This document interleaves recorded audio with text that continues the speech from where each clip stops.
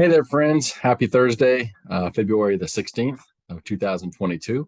The last market update we did went maybe a little long for my taste. Let's just go ahead and jump in it and let's see what the market's doing, what's cracking for us here. Pull up the slides. Okay. So the weekly rates have gone up some, and I don't think that should be any surprise to any of us. Um, but I think the important thing to note here is they haven't gone up a ton. So this is from FreddieMac.com. Please note, all my realtor friends, this is not a direct quote of rates. This is just a way where we're taking a published rate that Freddie Mac put out there and saying, how does it move from week to week? So right now we're sitting at 6.32 as the average for a 30-year fixed. But when we look at just the chart of the market, as they say, green is good, red is bad. So if you look at the beginning of February, that's about where things peaked. And then we've consistently kind of gone downhill since then. And by downhill, I mean the rate's getting higher.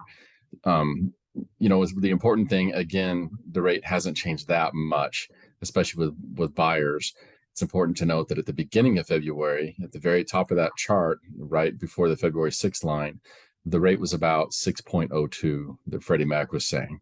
Now we're at 6.32. So all that red has only meant a quarter of a point change in their average. So, it has actually affected the mortgage market just on a week-to-week basis. Last week, the average application volume fell about 8%. As realtors, it's important to know with that, buyers being scared, it's actually a good time to buy. I mean, if you can buy, the rate hasn't changed that much, and there are more houses available because less people are trying to buy houses right now. What we'll see here going forward, and this is from Knox List. It's the top 10 markets that are going to have an increase in homes for sale next year. DFW is number 2. So at least in our area, things are looking bright as far as the inventory and the amount of houses that are going to be available for buyers that are qualified and ready to go with things. And just kind of like as the last thing that I'd like to say as a mortgage person, tax season is upon us, right? I'm an accountant guy, so I love me some tax season. Most people hate it, but there are clients that need to get their taxes filed. They're trying to buy a house, and especially if it's a self-employed person, they're going to need to file these things because they're starting to ask for the 2022 files. So if you have a client, it doesn't hurt to breach the question early on, especially if the mortgage guy just for some reason forgets to think about it.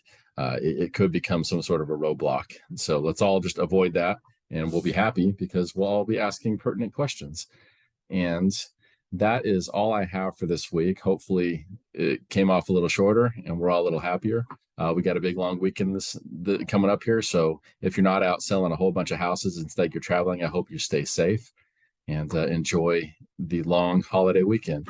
As always, me and my team will be here. If you have any questions, if you need a pre-qual, just anything comes up, please reach out to me. Email, text, give me a call. I'll be here for you.